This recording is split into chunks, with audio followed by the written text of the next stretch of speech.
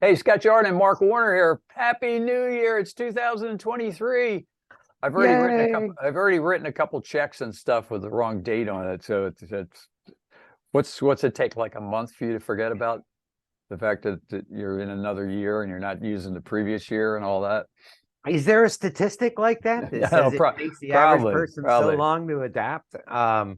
Yeah. So you know what the family and I did over the holidays, because we were closed between Christmas and New Year's.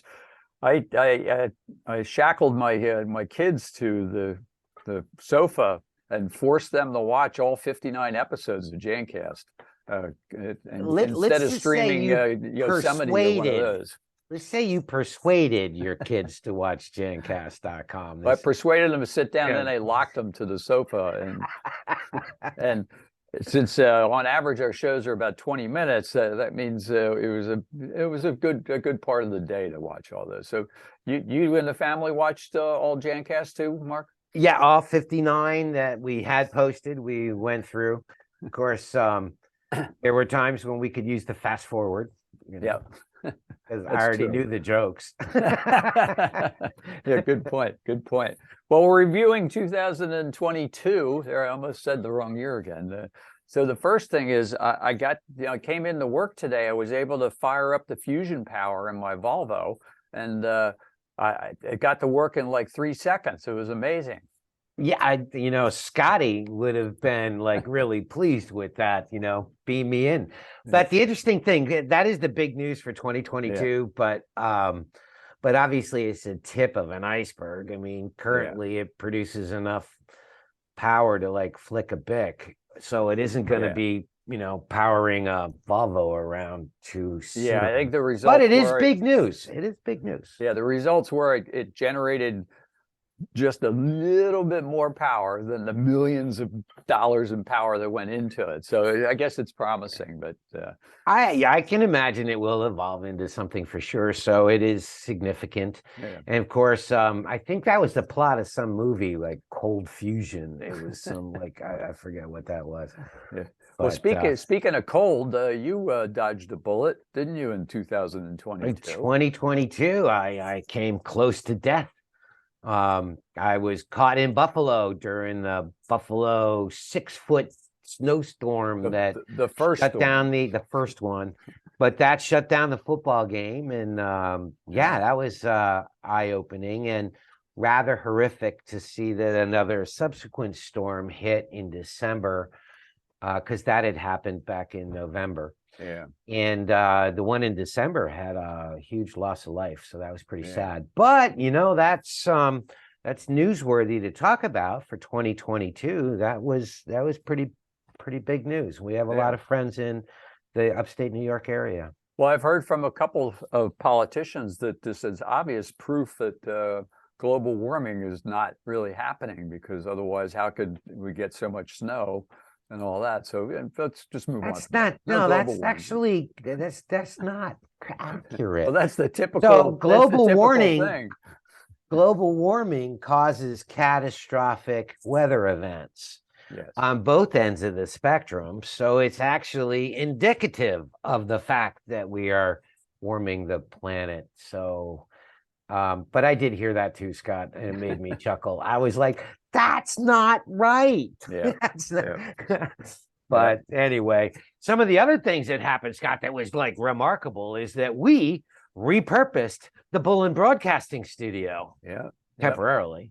Yep. After 2 years, we've been using it for, well, those of you that tune in to hear Jancast saw a bunch of shows from there. And we finally decided it was time that we could all get together, and the supervisors throw a luncheon for everybody before we close. And it was really good. We had Mission Barbecue and delicious stuff, had all the employees in the same room. And those of you that saw our kind of happy holidays greeting, that was shot with our drone, the drone outside of our old training center / Bullen broadcasting studio. So I'll post a picture, that Christmas picture again. But it was nice to get everybody together again like we used to. Yeah, it sure was. And I think it also, the whole repurposing allows us to move that area of the plant into having a multitask kind of approach. So There may be some live training events. There may be more luncheons, and there may be more Bullen broadcasts coming out of there as well. So we've repurposed it to be a multitasker. Yeah, like it used to be before we permanently converted it, or not permanently because it wasn't permanent, but yeah. And then we went to the ISSA show in Chicago. And that was pretty awesome to me because it was a smaller show than what I was used to in the past. But as it turned out, the quality of the people that attended there were exceptional. But I was more amazed by the fact that the people that live and work around the convention center were totally caught off guard by the number of people that attended. Apparently, they'd had a number of previous trade shows that were, crickets. Yeah. So they were so understaffed for this show. Like you had to stand in lines that were a half hour long just to get a sandwich. And even after standing in line for a half an hour, there wasn't any food when we finally got there. That's true. But I asked the manager of the hotel that we stayed in, and he said we didn't expect this many people. We've had a lot of shows, but there hasn't been this many people. So, is the glass half full, half empty? Well, yeah, it didn't have as high of an attendance level, but I think it really portrayed the cleaning industry as being very committed to growth, committed to itself. And that was really encouraging to me. So I have to say that was going to go down in history as a very memorable show to me. Yeah. And well, my personal opinion, the future of trade shows is still in question as to whether or not that model was shaken during COVID, and we all learned how to do things. We learned how to do this, right? The Zoom thing, and how many Zoom meetings did you have last week or whatever? I mean, it's amazing the transition we made from not having this means of communication to now you kind of nitpick. It's like somebody says, hey, can we set up a meeting? And next thing you know, you've got Microsoft's version of meetings or whoever's is like, oh, really? Can't we use Zoom? Everybody's used to Zoom. It's like, right. Well, I mean, it created a brand new verb, I think, that got added to Webster's dictionary, right? Like Zooming. Yeah. Like, oh, well, that means online meetings. Oh, yeah. Since when? Like 5 years ago, it didn't mean that, but it does now. And it's in the dictionary. So that's pretty funny, too. Yeah. Well, and we had some really great guests. We kind of pivoted. The model was originally you and I talking. And we thought, well, let's get some outside people in to kind of pick their brains about the various subjects we wanted to cover. And we had a really good list of guests in 2022. And we're going to continue that. Our plan is that every other show will have a guest. So the next show that's coming will have a guest. Yeah, and looking back over the 2022 guest schedule, I mean, there were some awesome ones. I mean, we had some people that we're very close to, Stephen DeVito and Brant Insero. Brant Insero is with the ISSA education side of it. He's the senior vice president of education, training, certification, and standards, or global international. So that was a pretty cool one to hear about, because we're all very committed to training and education here. And Stephen DeVito is our business development specialist. And that was a great conversation, because I remember Scott, he was one of our first guests, and one of the comments was, hey, are people welcoming you to see you again live after being, living in a Zoom world? And he was very encouraging about the fact that people were like, well, you're the first person I've seen in 2 years, so that's kind of neat. And then we had John Hill talked about robotics and how far robotics had come, from having a Roomba that ran around and ate the cat and bumped into walls, and, to like these artificial intelligence driven auto scrubbers. So that was pretty neat conversation. We had Jim Varnell, who talked about the changing philosophy towards concrete, that it's not just a substrate, that it can be a very decorative floor surface. Mili Washington was an awesome guest. He was director of standards for the IICRC, still is, and was past president of the Standards Association of the World, which includes, groups like ISSA and that. So she talked about how if you don't know what your standard is, what your end game is. How do you do everything else, like train and plan? And we like that. And Bill Griffin kind of talked about more things related to standards on the ISSA perspective, the CIMS standard and all that. And we had Lisa Lavender talking about standards as they exist in the restoration industry and how they're a little bit different and different end game in mind. She was a great guest. Really good. We had John Adkins on as senior vice president of the ISSA, and he kind of revealed the fact that who was it that was joining ISSA? Howie Mandel. That's so, right. That was millions and millions of downloads. And actually, so it turned out that there were lots of downloads, like in the millions, right? So that was the prediction, and John kind of did the reveal on Jancast.com before it went like mainstream. So that was pretty cool. And then we had Roger McFadden, who has a long history in the industry, which we got to kind of get into his early stuff, that he was like the early adopter of green and found certain raw materials and overseas and was able to make a very interesting story about the whole history of the green. And you guys had met like 20 years ago, right? So it was good. And then Grant and Don Aslett, Museum of Clean, that was one of the more interesting ones, just because I got to make it out there at some point. That facility was very impressive. Wow, it's a multi-million-dollar facility, and I have to say that exceeded my expectations of what it was. So when they included all the pictures of what is in that museum, I mean, it's outstanding. So it's on my bucket list too, Scott. Well, so all of those shows, if you go to the link where Jancast is on the Bullen site, you can scroll down and see all those shows. They're all listed there, but I'll put a little note into what show numbers apply to each particular guest if you want to go back. So if you haven't seen these shows, we just gave you a fast overview of who those guests were and what we covered, and you can go back and watch at will the ones that you want to check out, or you can watch them all. So if you can't figure out which show to watch, just watch all 59. And there are more. These are all video ones. So if you want to really go back in the back catalog, then we have the audio ones, which we have a couple hundred of those. Those are from back in the start to 2004 when we won the ISSA Innovation Award for the original Jancast when it was started out at that year. Pretty cool. Very cool.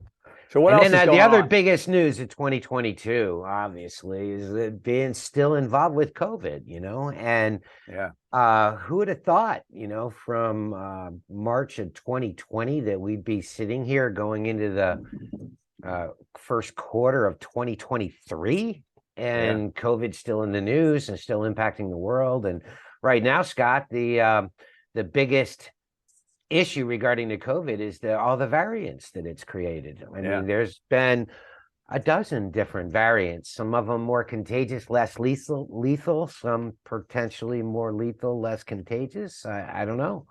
But I think it's going to get to the point where we're not referring to this thing as a temporary pandemic, that we're going to start refer to it as a perpetual endemic, meaning that it's type of disease that humankind has to learn to live with and fight for the rest of humankind.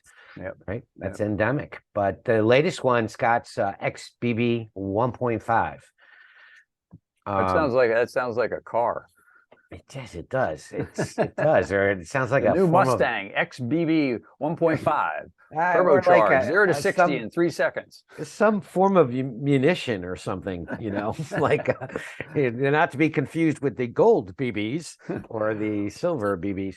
Well, hey, how about this transition? So we have the new XBB 1.5, which means those shysters that are out there can continue to make false claims until they get caught by the EPA, like people that got caught last year. How about that for a transition? Oh, yeah, that's for sure. And last year, there was the largest fine ever imposed by the EPA in the history of the EPA. It was $2.7 million. Everything apparently the guy sold $2.7 million worth of unregistered COVID pesticides. and he agreed to forfeit all 2.7. So, well, yeah, and there's jail time involved, and there's the fine. So, I mean, all of that is quite significant because we've been talking about things like being on your game with EPA registrations, right? And what does EPA? We formed germwashing.com just to be able to reveal some of these claims that people were making that were sketchy. And, you know, that's proof that the EPA now, they've actually have a guy who's a czar who's in charge of going after the $8 billion worth of potential fraud cases that happened during the pandemic of people trying to take advantage of the panic of the world, right? And that's just in the US. You know, we know that a lot of things happen.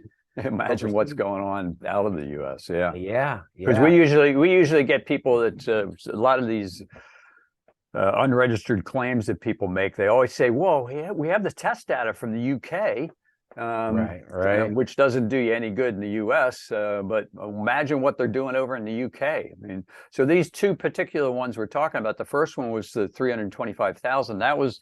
That was associated with the ones that we pointed out on germ washing about the they were making claims that stated residual disinfectant claims while the products were actually a registered product. So they were a correctly registered product. They were just making a false claim that their products were effective against something other than they were only really effective against odor-causing bacteria. Where the second one, the 2.7, those products weren't even registered. Those are just made up stuff. I mean, who knows what they are? Apparently, the EPA registration number that did appear on the label was a made up number, right? So that was like, you can't do that. But with that said, you know, a lot of what germwashing.com pointed out were these residual claims that were not supported by the EPA registration numbers. But, you know, that's part of what we're looking towards in 2023, perhaps. We've been having conversations with people that are in and around the EPA or engaged with the EPA and know that there's some rather extensive testing going on now to determine whether or not there is a possibility of creating some residual disinfectant claims, real claims. And, you know, that'll be a game changer maybe in 2023 or, you know, as fast as the government moves, it could be 2033. I don't know, but I imagine there's a lot of effort that's on that. Well, and to close out, this is new technology that came at the end of the year, 2022. And if those of you that subscribe to our Sunday Sales Blast, that's our newsletter that we send out, blog that we send out every Sunday to the people that are subscribing with industry-related stuff, but I used this technology called ChatGPT, and it's a artificial intelligence software that actually you create a query, you ask it a question, and it creates content that it gets from all over the internet, not just going out and scraping from one particular site. It creates something. So I have the Sunday Sales Blast. I asked the question about how to build business in 2023. And it gave me like 6 bullet points. Amazing. And the cool thing, scary thing is I don't know how the professors in high school and college are going to keep track of this, because it's apparently very difficult to say that this was a plagiarized copy that was used, because it comes from all these different sources. So ChatGPT allows you to get simple inquiries. Apparently the big news is it might actually be a replacement for Google, because it does a better job searching the internet than Google does, and it would be free potentially. Apparently it costs a lot more money to generate questions, but very interesting technology. This is going to impact stuff big time in 2023 as far as I'm concerned. Well, that, and it poses the question that you brought up, and that is, how are they going to manage a world that exists like that? I mean, going to school, how many times did you have to write a report?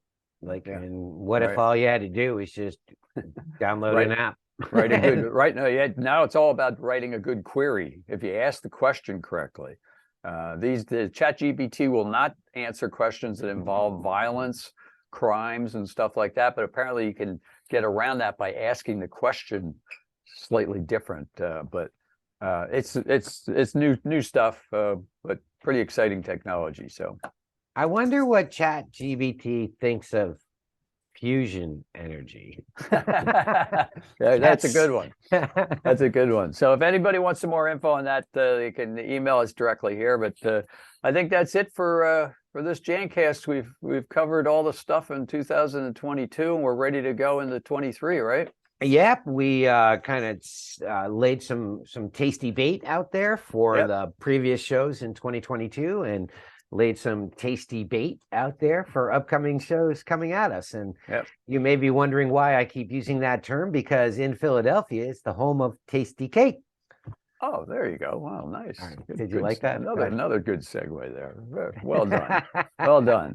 Okay, well, thanks for tuning in, everybody, and good to see you again, Mark. Happy New Year. We survived another year, and looking forward to business kind of getting back to normal, or whatever that is. Right. We will see what we can do in 2023. Yep.